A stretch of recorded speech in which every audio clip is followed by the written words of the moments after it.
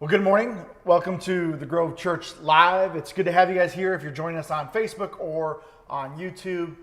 Thank you for taking time this morning to check in and be a part of it. Again, the comment thread on Facebook is for you to engage with the service. And so as we go on today and we ask questions, we want you to engage too. So please leave your answers and let us know how you're doing. Let us know some of your thoughts. It helps us kind of know that you're out there and that you're kind of thinking about what we're talking about, because we've really enjoyed this series. I've enjoyed being a part of it with you and in the conversations that we've had. And so today is the last week of our series. It's week 6. The series is called Resurrection Now, but we've been talking a lot about our faith, Reconstruction, Deconstruction, what's going on in there. And so excited that we're going to bring that to an end with next series starting next week is about our Lent. It's our Lent series, and I want to just briefly talk about what that's going to look like. Many of you should have got a envelope in the mail this week. If you haven't, it's coming. We sent out over 80 some envelopes full of Lent resources for you to have, and I want to talk about those just briefly for a second. If you got your envelope, this is what it looks like. It'll come and I'll have your name, obviously, and some stamps and some fun stickers on there to kind of give it some life. But here are some of the things that you're going to find in your envelope. First is we're doing a Ash Wednesday liturgy, but this is like a home edition for you. So if you're unable to join us, but you can do this on your own, it's all there what we would do. But we're going to try to put that out there on YouTube this week, and then you can at any time follow along with us. But this is for you to do with your family or yourself, but it's kind of a reflective moment. It comes with a doodle page. Some of you love to doodle, so that'll be there for you to kind of reflect and work through the liturgy. We've included some statements by the artist for the series. That comes with a description of what the photo is, but then there's some reflective coloring pages. So as you reflect on the Bible verses or the stories that the artists bring, you can fill in the coloring pages, and those are in there. We've included a set of prayer cards. These are can be left as a full sheet, or you can cut them up in squares. But this is each day a reflection in a Bible verse and a prayer for you to engage during the Lent season. And so these will start Ash Wednesday and then move through till Easter Sunday. So those are prayer cards. And the last thing that's in, and this will be very, very familiar if you've been a part of our Advent or our Lent series in the past, is a devotional. This is a piece for you to engage, again, starting Ash Wednesday and moving through Easter Sunday. But there's something for each week to read into, whether they're poems or stories or again, scripture verses and art.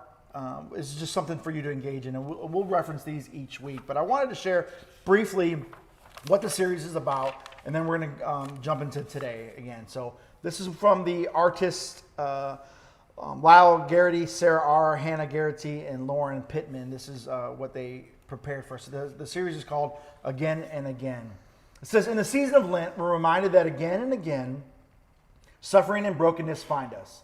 We doubt again, we lament again, we mess up again. Again and again, the story of Jesus on the cross repeats.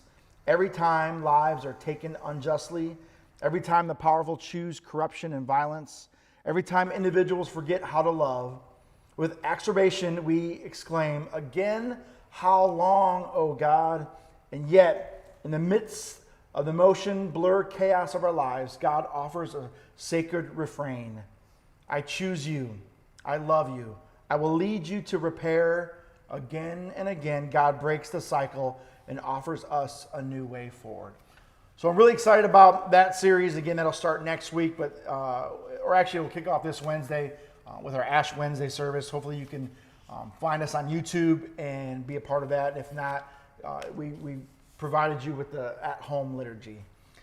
Today we're back again in our last week of the series, but last week we mentioned that in February we take a moment to celebrate Black History Month. That's what February is. And so I've asked Matt to share briefly a little bit of a story about Black History Month. And so I'm going to turn over to Matt, and then we're going to head into some worship. Yeah, thank you. We certainly want to familiarize ourselves and to inspire ourselves with the actions and the contributions that African Americans have made to our country. So when Jeff said, let's talk about someone who was integral to this, I thought, well, I grew up a lot of my life not even knowing who started Black History Month, how that went down. And so I looked into that, and it's actually a very fascinating individual. His name is Carter G. Woodson, and he's considered as the father of Black history. He was born in New Canton, Virginia, to former slaves, Anne Eliza Riddle and James Henry Woodson. And although his parents could neither read nor write, Carter G. Woodson credits his father for influencing the course of his life.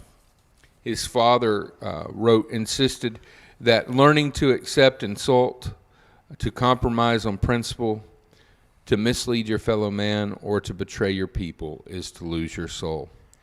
And so his father supported the family as a carpenter. It was a large and a poor family that Carter was brought up in without the ordinary comforts of life. And he wasn't able to attend school for much of his childhood, because he had to take care of the farm. But he insisted to himself that education was going to be a prized part of his life. And so by the time that he was 17, he had taught himself the fundamentals of common education that the schools taught. And he moved to experience more of the educational life. He moved to West Virginia to attend a school there. But again, he had to bring back money and send money to his family, so he became a miner. And there's this period where he would go into work for 2 years to save up enough so that he could go to school for 5 months and then go back and forth. And so basically he would go on to get a degree at Berea College in Kentucky, which a lot of us are familiar with in literature. And then he was a school supervisor in the Philippines. He traveled quite a bit, and he traveled through Europe and Asia studying eventually at the Sorbonne in Paris. So from the coal mining and the farm to the Sorbonne. And then he received his MA from the University of Chicago and then a PhD in history from Harvard. So he developed this important philosophy of history, and it was him who helped establish a Black history, or what was called the Negro History Week, which was in the month of February upon the week of both Abraham Lincoln and Frederick Douglass's birthday. That would go on and be picked up by the NAACP, the National Association for the Advancement of Colored People, and it would become Black History. And so this gentleman just was in some ways a enlightened thinker, in that he had his hands in all kinds of subjects, all kinds of materials, but his chief goal in life was to teach young African Americans that they had contributed to the country, that they had something to contribute to the country, and that they should never forget the past of their people, but instead of rebelling against it, use it as fuel to be the better and to contribute. And so that's a little bit. You can look up Carter G. Woodson and see that. Really important man in our, not just in Black history, but in the life of our country. And then Jeff said maybe a poem or a prayer. So I'm just going to do a little bit here, and this is basically, I think it's about to become our nation's hymn. So we have, our different songs, but a nation's hymn is going to be "Lift Every Voice and Sing," and it was written by James Weldon Johnson, and his brother put it to music. But I just want to read a couple of the stanzas of this song and poem. Lift every voice and sing, till earth and heaven ring. ring with the harmonies of liberty. Let our rejoicing rise high as the listening skies. Let it resound loud as the rolling sea. Sing a song full of the faith that the dark past has taught us. Sing a song full of the hope that the present has brought us. Facing the rising sun of our new day begun, let us march on till victory is won. Mm-hmm. I don't know if there could be a more appropriate time for us to reflect on these lyrics than what we face in our country today. So that's a little bit about Mr. Woodson and a little bit about Lift Every Voice and Sing. Thank you, Matt. Yeah. So we are going to actually take a few moments to just kind of settle ourselves and get ready to have some time of worship and reflection. And we've done this a few times, and so what I would like to encourage you to keep in mind is that the practice of stillness, the practice of being mindful, it is exactly that. It's a practice. And so just imagine like how we work our bodies or maintain health, like in our physical bodies. It's a practice. It's a habit that you establish. You kind of, oh, this week I'm gonna do this. I'm gonna go to the gym, or I'm gonna go for a hike or a walk or something. So we take care of our physical bodies. And in as much like it's the same type of thinking when you imagine how we practice in our minds. And without having an intention, we entertain hundreds of thousands of thoughts all the time. In a week's time, your mind is just fluttering with so many different things. And so the practice of stillness and the practice of just learning to meditate on mindfulness is it's a beautiful thing, and it actually promotes the lowering of anxiety, the lowering of a high heart rate, just being able to feel what we hold in our bodies. And so this is a really good moment for us to just kind of practice that together. And if you're new to what that means, you might feel this may not be for you, or you might feel restless or maybe bored. But what I would encourage you to do is keep in mind it's a practice, and it's something that if you're open to it and you try to incorporate it even in just small portions of your day, just a couple minutes, it can really help your body feel connected to your mind. And I want to say this, like if you imagine that your mind is flooded with all these thoughts, when you practice mindfulness, it's almost like you're becoming the doorkeeper. Now you can't control like who shows up to the door, like somebody might come to the door, but you can control who comes in. And so the practice of meditation and mindfulness for me is really central to my faith. It's central to my connection to God, because I recognize that there are certain thoughts that I don't need to let in. That there are certain messages that God says, that's not for you. That's not true. That's not truth. So don't let that be a part of what you think. Don't let that be a part of what goes on in circles in your mind. So we're going to practice this together. So what I want us to do now is just to kind of feel comfortable in where you're seated. Notice in your body if you're holding any tension. So oftentimes we hold tension in our jaws, in our shoulders, and our necks.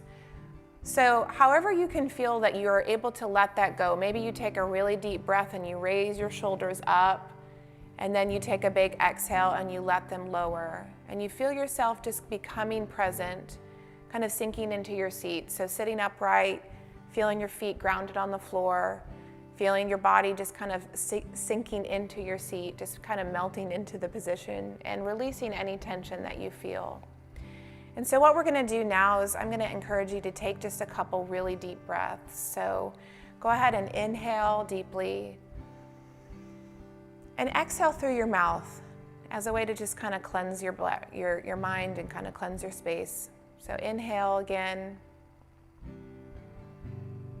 and exhale. And so now I want you guys to just like imagine that you're softening your gaze. So if you haven't yet closed your eyes, just kind of let your eyes get heavy and soften your gaze. And just be still. Return to your normal breath. And just notice the pattern of your breathing. Notice the in and the out. And even feel the breath in your body. Where is it going? Where do you sense it? Is it traveling all the way down to your toes? Is it moving all the way up through your body into your mind? And let's just take a moment here and be still and quiet. You might sense some thoughts coming to you. You might sense some restlessness, perhaps. And just encourage you to push those thoughts to the side. Just let them go for a moment. Don't think about what you have to do or think about the things of this week, but just be present in this time. Noticing your breath, noticing the tension in your body, just letting that go. Now in this moment, I want us to take our hand and put it over our heart. So taking your hand and placing it on your chest, placing it over your heart center, and just feeling yourself breathe, feeling your body, perhaps expressing gratitude for the bodies that we have that God has given us. Take a couple deep breaths here.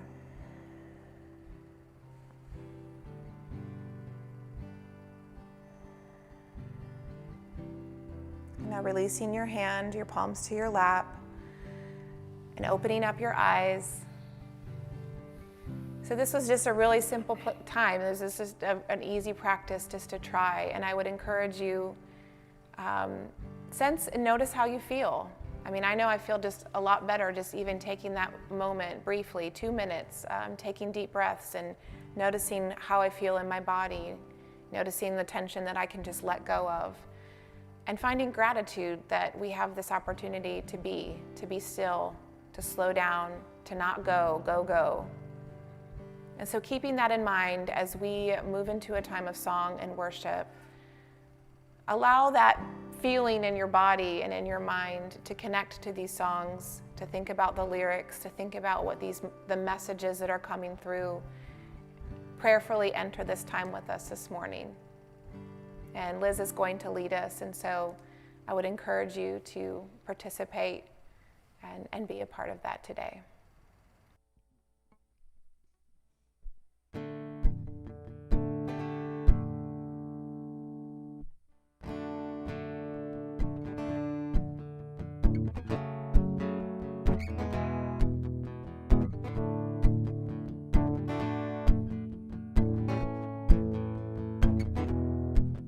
If my heart is overwhelmed and I cannot hear your voice, I'll hold on to what is true, though I cannot see.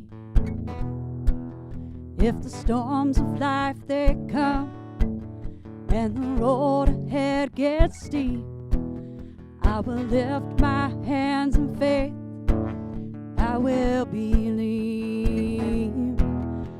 Remind myself of all that you've done and the life I have because of your Son. Love came down and rescued me. Love came down and set me free. I am yours. I am forever yours. Mountain high, valley low, I sing out, remind my soul that I am yours, I am forever yours.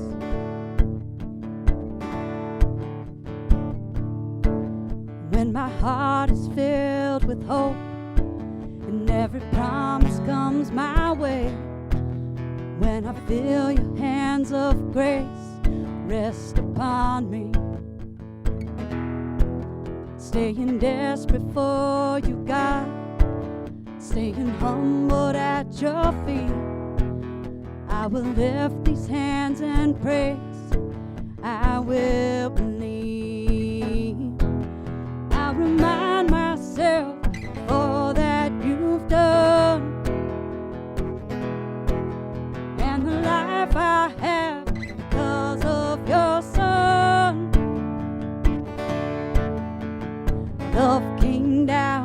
rescued me. Love came down, set me free, and I am yours.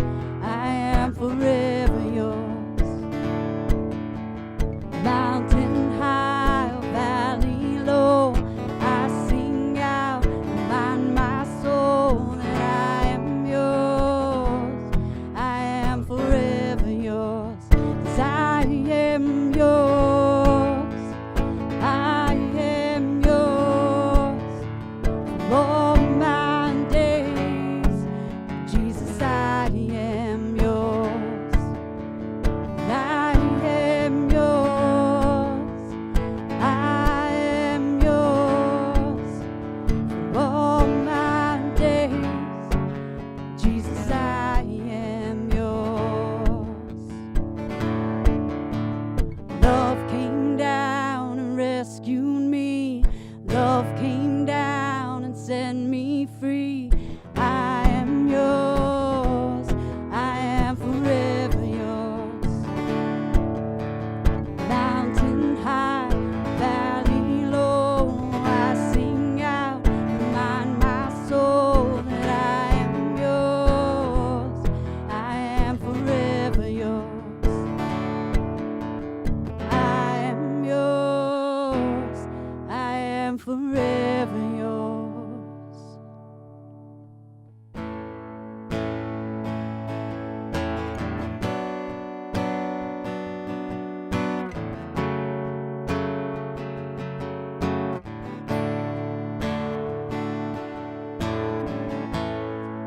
I wanna know you, Lord, like I know a friend. I wanna know you, Lord. I wanna know you, Lord, like I know a friend. I wanna know you, Lord. So I'm laying down all my religion. I'm laying down, wanna know you, Lord. I'm laying down all my religion. I'm laying down, wanna know you, Lord.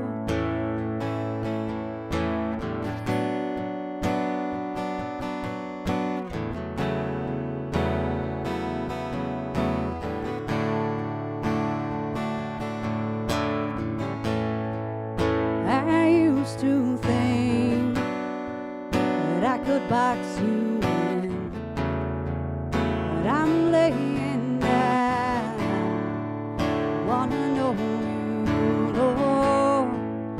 I used to think that I could box you in. I'm laying down, wanna know you, Lord. So I'm laying down all my religion. I'm laying down, wanna know you, Lord. I'm laying down all my religion. I'm laying down, wanna know you, Lord.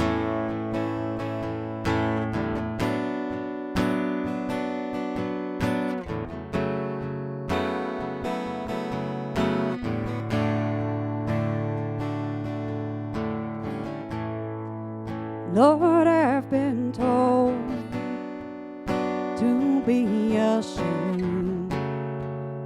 Lord, I've been told I don't measure up. Lord, I've been told I'm not good enough. But you're here with me.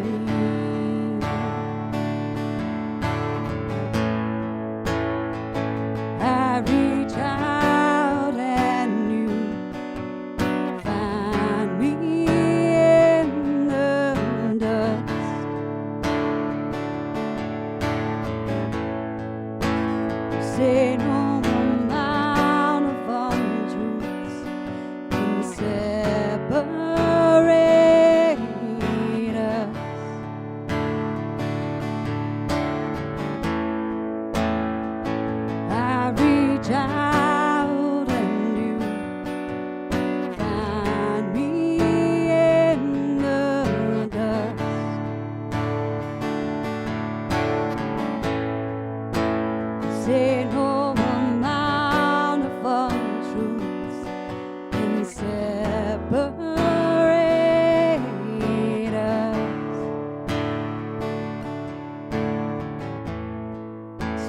I'm laying down all my religion. I'm laying down, wanna know you, Lord. I'm laying down all my religion. I'm laying down, wanna know you, Lord.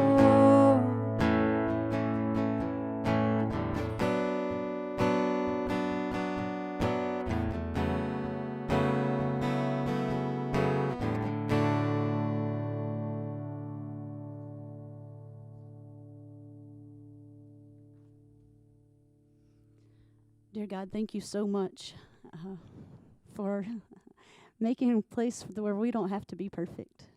We don't have to measure up. We don't have to be the best at all of the things that we attempt. Thank you so much for finding us in our mess or in our brokenness, in our insecurities, in our uncertainty. Thank you so much for being the whole, just that undying, unconditional, never-ending love.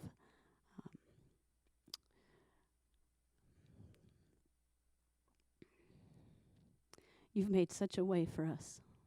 Help us to be a light that shines on that path so that others may see it. I pray these things in your name.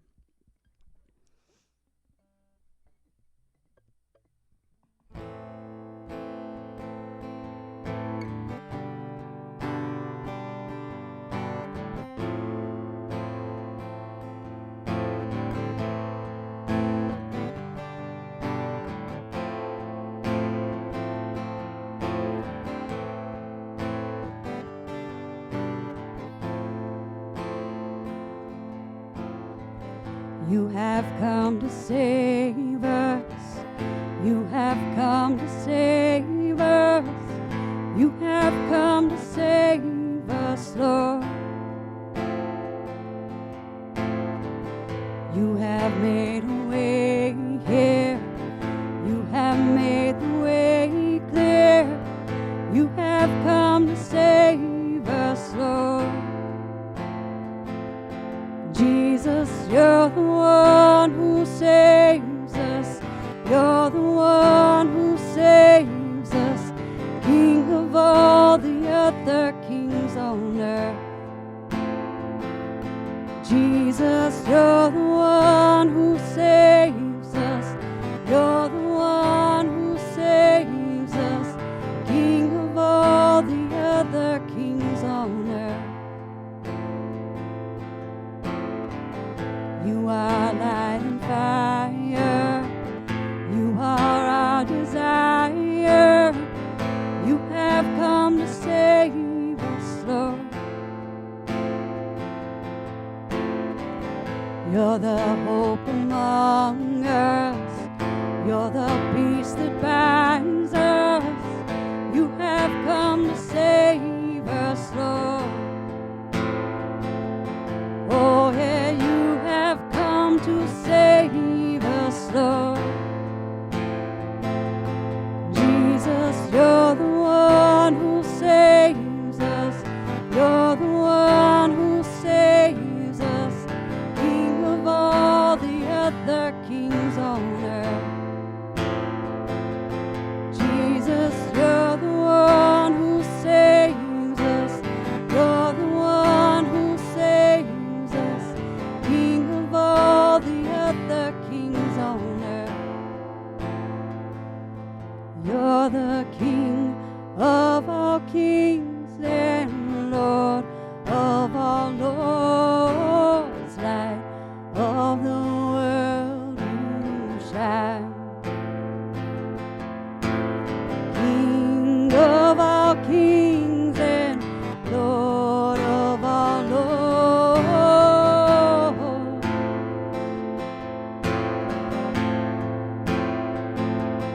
Jesus, you're the one who saves us.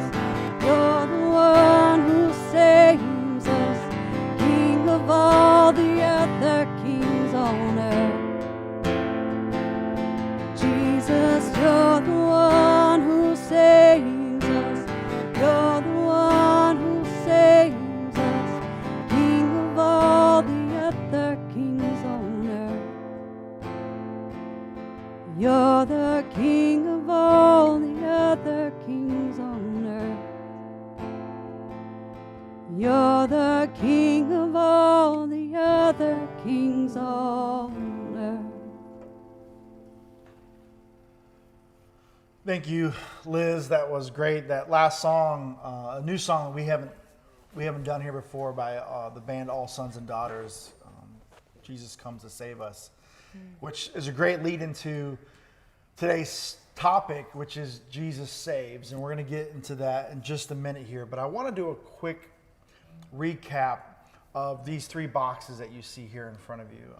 If we're on that camera, the boxes you see have titles of order, disorder, and reorder. And we describe our faith as a process or a journey. And if you can picture your faith experience as in these stages of life, Richard Rohr says that we spend most of our first stage of life creating this container or this box to hold our thoughts and our beliefs about God. And some of those thoughts and beliefs come from experience, but many of them, if you grew up in church, were handed down to you by your parents, your Sunday school teacher, maybe your pastor, or your mentors in your church, and you were told what to believe and what to think about these things when it comes to God. And then through your journey, through your process, you begin to ask questions, and you realize the answers that you were once given, that you were holding on to in your first box, weren't answering the questions that you had. And it became sort of this disorder in your life where you weren't sure what to think. Things weren't making sense anymore. I had bigger questions. I've moved away from my home church, or I'm out of my parents' house, and now I have questions that I don't have answers to. And you go through this third piece, which is this idea of reordering your thoughts and your beliefs. Wisdom is described as the ability to take knowledge and to take your experience and the tension together, hold them together as wisdom. And out of that wisdom box, that third box, you take what you've experienced in life about God and other things, and you begin to redefine them and reorder them, or as Walter Brueggemann says, this new orientation that you have for what you think about God. And that's what we've been describing in this 6-week series. And we've talked about prayer, we've talked about scripture, we've talked about the idea of original sin. We've talked about our thoughts about God, like the understanding that God is love is something we were taught, but we question when it comes to pain and suffering and hurt and injustice in the world. How can a God of love allow these things to happen? And through our experience and through our knowledge, we come out of that, and we still have a idea that God is love, but we look at it differently, and we understand how God works through these things in life. And so today we're talking about Jesus saving us. That was a big piece of my faith growing up, is to get saved. Save me a seat at church. But it was about saving things. And so at some point I began to ask, well, what am I being saved from? And to where I am now, and I think you'll see as the panel talks about it a little bit, what really we mean when we say Jesus saves. And you're going to get some of that in the video. But I want to address something real quick here, because I know I'm fully aware that some of you out there, you're not asking these questions. Like, you're not asking questions about your first box. You got your faith, your container, and you're okay. Those things have made sense to you, and you're fine with it, and you're not looking for change or looking for new answers, and that's okay. I get that. But some of us are asking these questions. Some people who don't go to church anymore, or who've left the church, or some people that still go to church, or people that have never even been a part of a church, they're asking these questions about things that they've been taught or they've been told about God. And it's been our mission as the Grove Church, even before I got here, that we were going to reach people who are seeking to know who God is and what it means to follow Jesus. And that's what we're going to continue to do. That this isn't just a place to get a group of people that all think and act and believe the same things together and have fun and hang out and have potluck dinners. That's not our goal. It's never been. But it's to continue to journey through faith together and experience and bring our knowledge and that together, and in that tension of community, hopefully come out on the end of wisdom when we make decisions and we move forward. So I want to address the possibly two groups of people that are in the room that are watching, and hopefully you're on the same camera so you see me. But first is the group of people that's out there that says, you know what, you find yourself disagreeing with me often or disagreeing with the panel during this series. I want to first say thank you for coming. Thank you for continuing to come and continue to be a part of what we're doing here. I know that when I say things, often they can come across as provoking or maybe irritating or upsetting in other words, and I was trying to find a better way to say I rub you the wrong way. I just said it, so it's there, but I understand that there are times that I come across that way. And the easier choice for you to make is to stop coming, to stop listening, to stop watching. But for some reason, you've chosen to stay, or you've chosen to click on the live feed this morning. And I want to say thank you. Thank you for continuing to understand that there is something beautiful and something mysterious about God. And we often describe our journey of faith as a beautiful mess. And when you get people together who don't always agree, it can get messy. But a commitment to relationship and to growing and learning and relearning is something beautiful. So thank you for being here. I encourage you. The invitation is to keep coming, to keep listening, to keep, maybe it's just the music you want to come, and that's fine. But the invitation is open. And the second group of people I want to address is those of you that are asking these questions. You do doubt. You do wrestle with your faith. I want to say thank you for coming. Thank you for giving church and giving faith leaders another chance to hear and to listen. I want you to know that this is a safe place for you, and it always will be. We encourage you to keep asking questions, to keep doubting, to keep wrestling with things, and we're going to provide environments and spaces for that. And the invitation from God is for you to continue to come and continue to seek answers, and to open the invitation to others to come and to experience the same freedoms that you have when you're able to question your beliefs and question, what you thought about God, and through that process come out with a new understanding of who God is. And so that's where we're at. I wanted to do that, and I've asked Liz to learn another new song this week. It's a song that I found about 2 weeks into the series. I was just looking for it, and I'm like, there was a song out there by a guy named Jason Gray, who has been a musician for a long time in the Christian circuit of the Christian music. He wrote this song called "Order, Disorder, Reorder," and I'm like, wow! And just listening to the lyrics of the song, he just vocalizes and puts words to his journey with God, with asking questions, with thinking he knew, but he didn't, and God was there. And Matt reminded me today that Jason Gray once visited our campus back years ago when we were there. He opened up for Sarah Groves at there, and I know you're a big fan of that. You might not remember it, but Matt reminded me that he was one of the first guys to talk openly about his mental disorder. Health issues, mental health issues, and he shared openly about that. And I know that something you said really stuck with you. But I want Liz to share the song with you.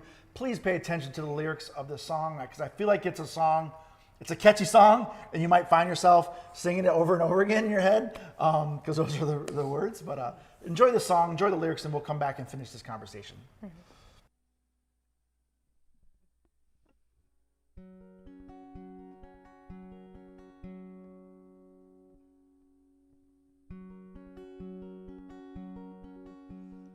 I thought everything was as it should be. I believed that it was all up to me, as if I was in control. Then I lost everything I thought I knew. I couldn't see that you were leading me to something beautiful. Order, disorder, reorder over and over. Order, disorder, reorder over and over.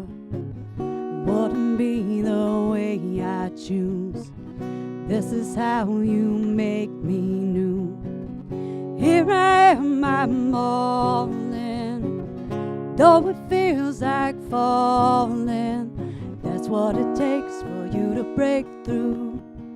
Order, disorder, reorder over and over and over.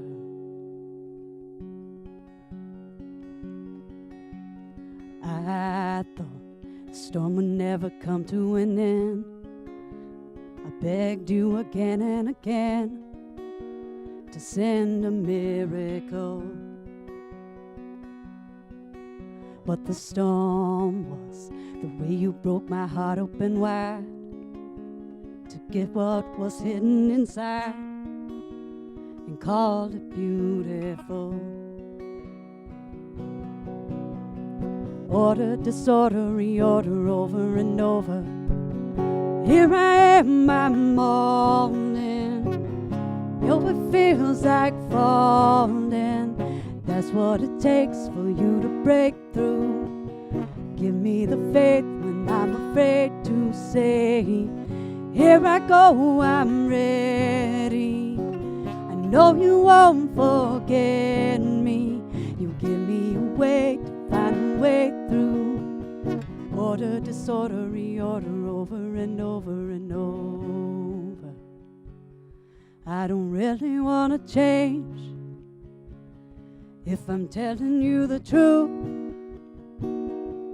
But like it or not, your love won't stop till it makes me new.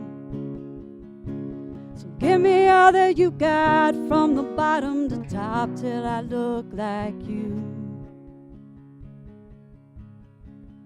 Order, disorder, reorder over and over. Order, disorder, reorder over and over. It wouldn't be the way I choose. This is how you make me new. Here I am, I'm all in. Though it feels like falling, that's what it takes for you to break through.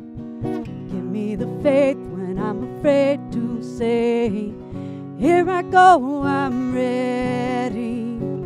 I know you won't forget me. You give me the grace to find a way through. Order, disorder, reorder over and over and over.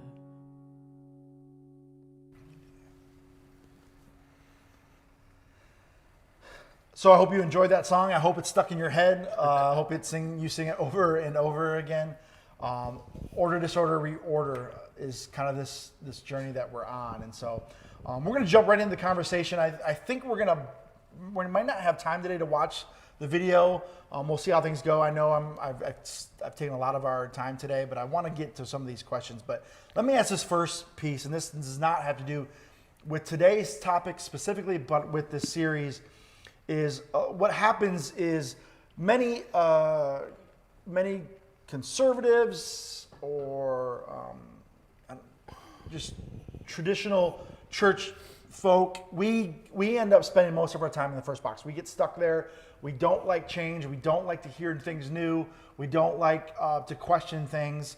But then there was this movement of progressiveness, or some might call it Christian liberalism or whatever, but there was this movement into the box of disorder. And some people loved living in that box of disorder, question everything and just throw everything away and just live in that chaos. Not many people choose to make it into that third box to reorder it. So there's negatives about both, about staying in box one and box two. It's not healthy to be. You have to get to the third box, Richard Rohr says. But the only way to get to the third box is through the first to the second to the third. How important is Reconstruction to your deconstruction of faith? How important is it for you to seek answers when you have questions about your faith? I think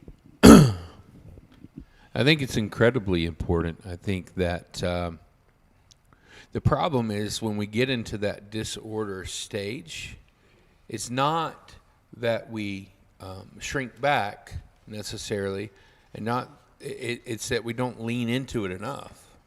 So if we come to the place where we are making our faith our own by questioning everything about our faith per se, I think oftentimes what we forget to do is to question our questions. I think you've got to lean into that disorder and say, yeah, not only do I question this and these people's understanding of the truth and hand it to me, but my own ability to see the full scope of everything. That there have been a lot of men and women throughout the history who are smarter than me, that have asked these questions, and yet somehow they have moved on. And I think if you just stay in that disorder box in the same way that you stay in the simplicity box, then the faith really has a difficult time ever becoming authentic and productive. We talked the other day about suffering in the world, and we talked about how can a God who's loving and all-knowing all this, how can there be suffering? But the point of the matter is, there is suffering. Mm-hmm. So what are we going to do about it? Right. Is it really productive? Is it really helping my life and your life and the creation's life to just sit here and asking those questions? Or will I be able to move into actually helping overcome suffering? Will I be a healing balm for someone else? So I think it's everything is this reconstruction piece. I agree with that. I feel like the reorder, it takes all of the questions that we had and all the answers that we got and helps us to implement them. So without that reorder, you're not reaching that new part of your life or your growth or in your faith or in your own lifestyle. I feel like that's where all the answers to all the questions that you've asked or the things that you've just totally destroyed trying to get somewhere. That's where it all comes back together and you start to live it out. So something I would add to both of what you have said, for me, like the disorder box is really exhausting and I'm already kind of a tired person and just in general. So for me, I think in the disorder, it was really good because it kind of propelled me on, ask the questions, and not necessarily wait to get the right answer, because I think that waiting to get it right, you'll never move on. You'll never experience what it's like on the other side. So just in the sense of like, I was kind of tired of being tired, of asking the questions and not being satisfied with the answers, and then finding another question and asking that question, spinning it on its side. So for me, like the bottom line of Jesus's message is that we are the instruments here on earth, that we are the reflection of his characteristics here on earth. So if I stay disordered and tired, I'm never going to be that. Yeah. And so if I'm going to be that reflection to the world, I have to move, put the pieces back, and just start living that out. Just start being the reflection of Christ. And so maybe it was just I didn't want to be tired anymore, so I got to move on. There's a lot of risk as faith leaders, as pastors, in the disorder box. There's a lot of risk in there, a lot of vulnerability in there. A lot of people lose their jobs for going into that box.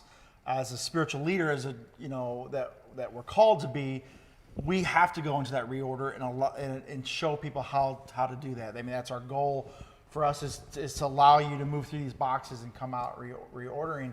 But there's a danger in there. That's the tiredness of it, because it causes damage. You lose friends, you lose people. They feel like you've walked away from God, or you've left everything behind, and you've forsaken the Bible. You don't believe anything anymore, and it's like. But it's so important. I saw a meme this week that made me laugh and made me think about this. And one of our friends, mutual friends, Beck, posted this. She wrote, most new pastors think they're going to change the world, then they almost get fired for changing the bulletin. Yeah. And it's like, it's so true. It's like, you come into this and you go, man, I want to show people who God is, and I want to teach them and walk them through what God is, and I want to shake their faith and let them experience the real God. But then, you think you're going to change the world, but then you change the bulletin and you lose your job. Or you because take away Sunday school. People hate change, and so we've all experienced that, Yeah. right? So, okay, here's what we're gonna do. I know we're running close on time. We're gonna go over a little bit today, but I do want you to watch this first piece of the video. It's important to our conversation. I got just a couple questions for these guys. Please stick with us. Watch the rest of this, but watch this video real quick of Richard Rohr, and then we'll answer a couple questions.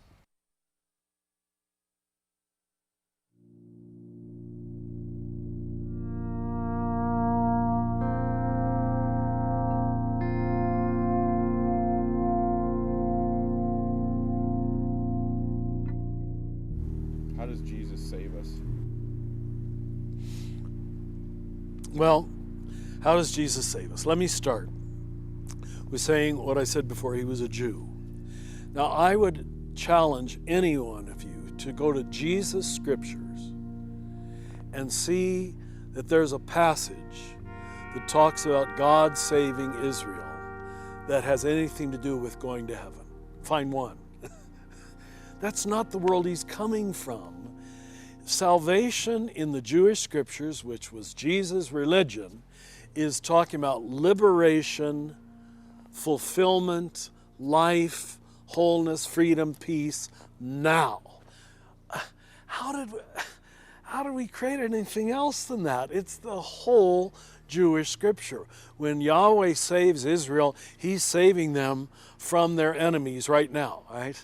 So let's just start with that as the correct frame.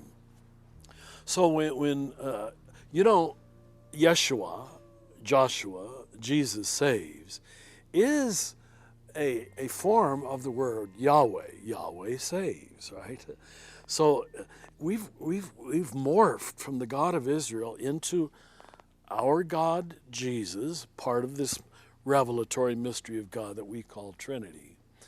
And he is saving us the same way I believe that Yahweh was saving Israel. He makes you whole, he makes you happy, he makes you free, he makes you peaceful, and therefore an instrument of that for the world. Now, am I denying eternal life? I'm certainly not. And here's where Jesus does take it a further step. He says, not only is this Jewish salvation that my forefathers talked about what I'm implementing, but this peace is so real, it's touching upon something eternal. And so we are the believers in eternal life. I'm not questioning that at all. I'm not doubting that. That's my belief in resurrection. But when you completely export it to a non-spatio-temporal existence, you want to talk about heresy. You have just thrown out 2/3 of the Bible, right? Probably 7/8 of it. Well, we'll take Jesus' ministry. When he's healing people, you show me one where he says, you're going to go to heaven. He says, go in faith on the path you're already on. Your faith has saved you. He's talking about healing human pain, human suffering, human exclusion, human victimhood now. I'm going to say what I said before, forgive me, but to not see that at this point in scriptural study is culpable ignorance. You want to create a religion that has no practical effect on your politics, your economics, your worldview. You don't want it to change your worldview. You want a highly antiseptic Christianity that really never calls your pocketbook into question, never calls your calendar into question. You see, how you use your money and how you use your time, that is your real belief system. That's what you have given your life to. And if you never give your time for volunteer work or service work or helping anybody else, don't tell me that Jesus God is your God. You're not saving the world. You're not enjoying Jesus' salvation. It's, again, I know maybe I feel like I'm deconstructing too much. But if you stay with it, my only desire is to reconstruct. And the reconstruction, the reconstructed temple will be so simple. It'll be so easy and so obvious. It won't be contrived. It won't be highly theological. God will come to you disguised as your life. These guys told me that was one of their favorite lines. Your life itself is this journey of salvation into God and from God. I'm not in any way lessening the importance, the centrality of salvation as a gift. It's totally a gift. And we see how hard it is to accept that gift, that we try to make it into something that we can attain by moral worthiness. We're afraid to receive this pure gift that we are the temple of the Holy Spirit. So there's a lot in there, and I can't get to it all, and we're running close on time, and so I want to ask these questions. But again, the title today, Jesus Saves. I think probably many of us could list off how many times we got saved growing up, how many altar calls we went to, how many times we raised our hand to get saved again and again and again, because that was what we were doing. That was our experience growing up. I know we all, the three of us, shared that that faith, tradition in the Assemblies of God, the Pentecostal piece of it. Liz, I know we've talked a lot about your story as well. But what does that mean to you? What is Jesus saving us from? For what? For who? For when? Like, what are we being saved from? Ourselves. Yes. Yeah. I feel like there have been so many times, my faith journey started a lot later in my life, but there's been so many times where I'm struggling and I don't know why I can't move forward, whether it's at work or at home or whatever else. And every time I acknowledge that I'm trying to do it all by myself, that's when things get easier, when I finally am able to hand it over. And there's a lot to be said to dying to ourselves. Like, he really does just save us from ourselves. I mean, so many other things, but for me, that's just the thing that sticks out in my head, is being saved from myself. That's a great piece. I love, like, in the video where he's talking about how, the salvation that we see threaded throughout Scripture is coming to bring liberation and freedom and peace, and that we see that repeated over and over. And so when we think of, like, this phrase, what is Jesus saving you from, certainly it was kind of wired in me, well, he's saving me from hell. Like, that's what I mean, I'm serving him because he's saving me from hell. But we really don't see that in the Jesus scriptures. We don't see him coming to a disciple and say, come follow me, I'm going to save you from hell. Right. Come follow me and I'm going to give you new life. Come follow me and you're going to experience a wholeness and a happiness and a peaceful existence, a freedom. And so if you think of the counterparts of that, okay, if he's coming to make me whole, well, he's saving me from my brokenness. And if he's coming to make me happy and full of joy, he's saving me from despair, living in that despair or peace.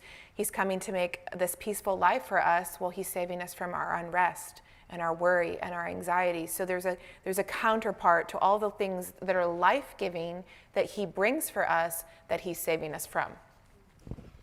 Yeah, that's good. I would say that, if we're going to look at what we're being saved from or to, we have to start with what we were made for. Mm-hmm. And so Scott McKnight, who we talked about at the church quite a bit, talks about humanity was made as icons so that we can, like you said, reflect that the world and each other and even ourselves can see God through us. Mm-hmm.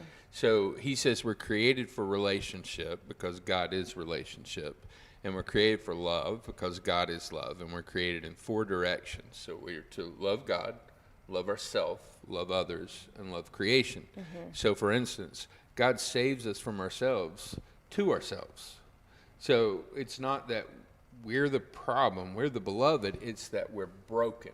Mm-hmm. And in each of those relational components, whether it's me and God, me and self, me and others, me and finances, creation, right? Mm-hmm. The rest of it, that those are broken. And so the word salvation should be most often translated as healing.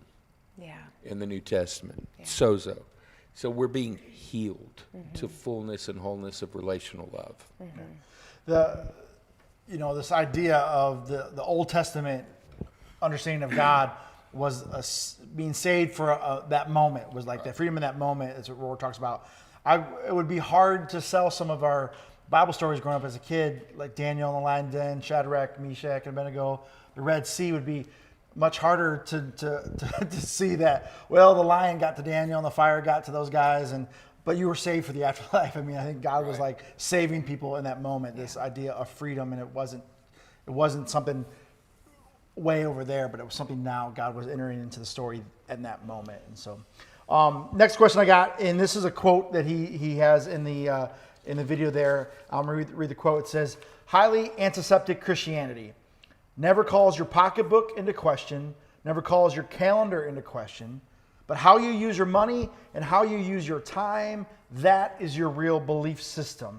That is what you have given your life for."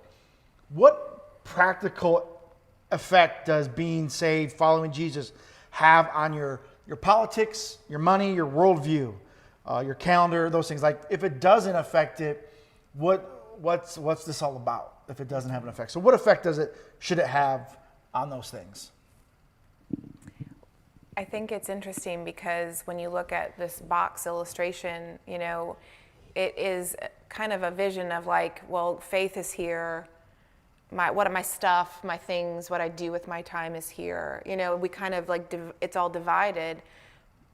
But in the sense of reorder, there should be a connection, and we should examine those different things that we have kind of kept separate, and it's taken me a long time and still a learning process to recognize that Jesus should come through me in all of the components of my life. There shouldn't be ones that we keep off to the side and imagine that they're safe, that they're ours, that they're not, they shouldn't be influenced by the love of God. So the love of God, of Christ, that is kind of the filter that I feel like I'm striving to see through as I make decisions with politics, money, time, investing in other people. So if that isn't present, then what's the filter? Like selfishness, pride, greed. Oh, it's hard. That's a very, very hard to apply that. Yeah. A refrain that kind of keeps coming to mind is one I heard from Dr. Larry Crabb, and it's kind of adjacent to this, but he says in the narrative of the garden, what happened is we were created to love people and manage or steward things. Like Adam and Eve were given to one another, but he was tasked with caring for the garden. But he said the fall, or whatever it is you want to talk about there, what happened is there was a disorder of we love things and manage people. And so whether that's our money or that's our goal, and envision it of what success is, what the goal of life is, I think when Jesus invades our life, infects us with love, what happens is that gets restored or reordered back to, no, now we're loving people and we're managing things. And I think if we get that right, then a lot of these practical matters flow out of it. Yeah. I've started trying to think about my faith a lot more when I'm shopping. We have a lot of luxuries that a lot of people in the world don't have, and we're consumers. Yeah. And we live in a consumer-driven world. So my focus lately has been trying to see where my money's going, where my time's going.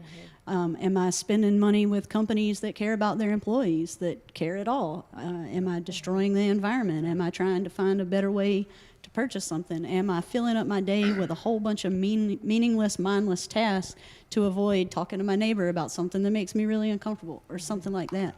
So I feel like it does play a really important part, or it should, in all aspects of our life, because we can't claim to be followers of Christ when we're only following him on Sunday morning. Right. We should follow him into the grocery store and out of the grocery store and into, whatever it is our daily lives are taking us. Yeah. I understand right now in our current, culture, politics aren't a big deal. But if they were, I define politics as how we share this space together. It's not my definition. It's something I heard someone else say, but how we share this common space. That's our politics. So when it comes to all different things the issues that we debate, we're talking about how do we share for the common good? How do we share this space? And the gospel has to have an impact on that. What Jesus said had an impact on there. People are like, oh, Jesus not political. Read the Bible much? Jesus was political. He jumped into a political moment there in Rome, and he spoke against the empire, and he was profoundly political when he talked about who we should give our time to, our money to, our energy to, and he totally reversed and turned everything upside down. And so it has to affect those things. It has to affect how we share this space. Yeah. Last question. It's not on your list, so here you go, you guys. Brand new. And this is how we're going to close. I want you guys to pick one of these pieces or both. But what would you say to someone who's watching that's living in box number 1 or box number 2? What would you say to someone that's watching right now who's been part of the Grove, maybe new or been around for a while, and they're stuck in box 1, and they might not think they're stuck, and they're happy. And again, that's we're not saying that's a negative piece. Unhealthy for all of us to get stuck anywhere. But what would you say to someone in box 1, and what would you say to someone in box 2? So when I think about people who are stuck in box 1, my mind goes to sermons that I've heard all three of you speak on, where we have these things that we're just clenching like this, and we can't move forward or change or accept anybody else in our life or anything else because we have things that we won't let go of. And that's what I see when I see that first box is, actually that was my original idea of church before I ever moved to Bryson City and found the Grove. Well, it was just a bunch of people who had it all figured out and there was nothing else to figure out.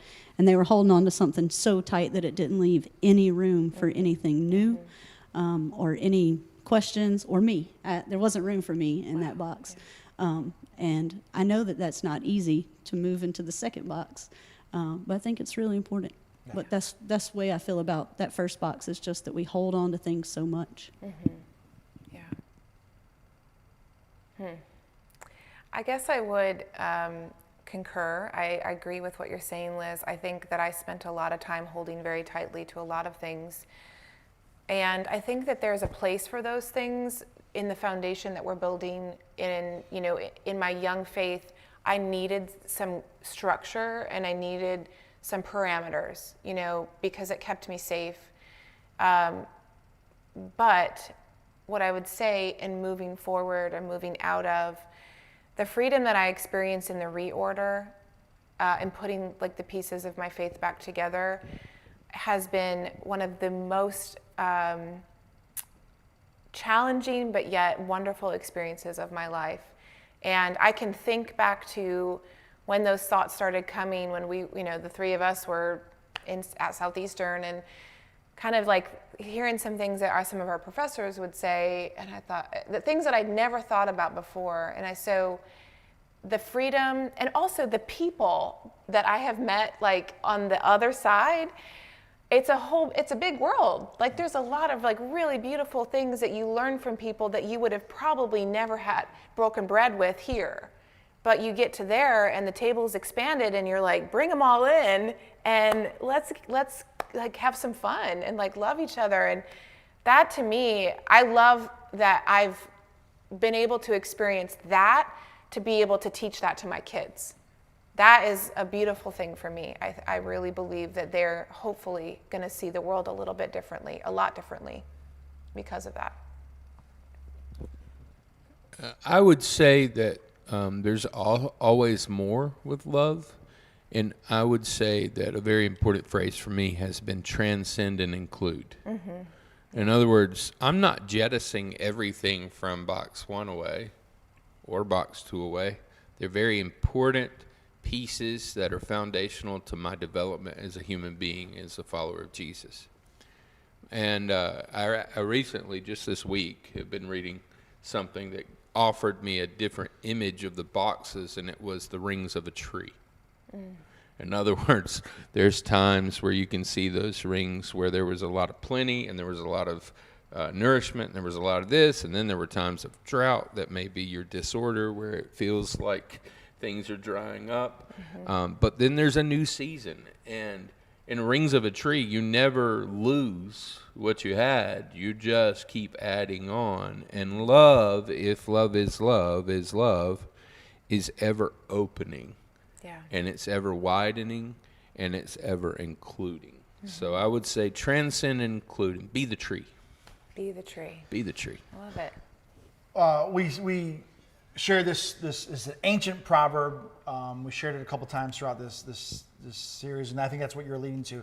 Because if you look at some of the boxes up here, some of the names that you see in the first box are in the third box, because we, through questions and doubts and struggles, we came back to really understand. And one of them is that God is love. You know, that we were told that but you know, we go through this disorder and we come out going, God is love. I just see it differently. And there's this ancient proverb, and there's a song by this guy. His name is Donovan. And if you want another song stuck in your head, listen to this song. It's called First There Was a Mountain, or it's called A Mountain by Donovan. Check it out. But this idea that first there was a mountain, then there was no mountain, then there is. And it's the idea that, you know, we see things, and then it's there, and life changes, and we don't see it that way, and then we go through these trials or these pieces, and then we come back, and the mountain is still there. And it's first there was a mountain, then there was no mountain, then there is. And if you again want a catchy song for your head, Google that song and listen to that. But that's kind of that idea, is that process, and we come out, and some of the things that we have in our first box are still remain there. We're not throwing it all away. So we're going to close down for today. Thank you guys for being a part of the series. Thank you, Liz, for all the worship and for your participation today in the panel. I love it. Debbie could not be here today. She is CrossFitting. She got second place. Second place at Texas. She went to Texas, and she silver division. In the universe.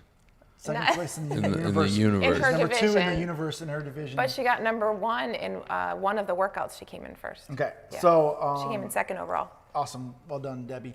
Next week we're going to start our Lent series. This Wednesday, Ash Wednesday, we're going to put out around 7 o'clock our Ash Wednesday service, where you can watch on YouTube. If you can't watch it at 7, when you just go to YouTube and watch it whenever you can.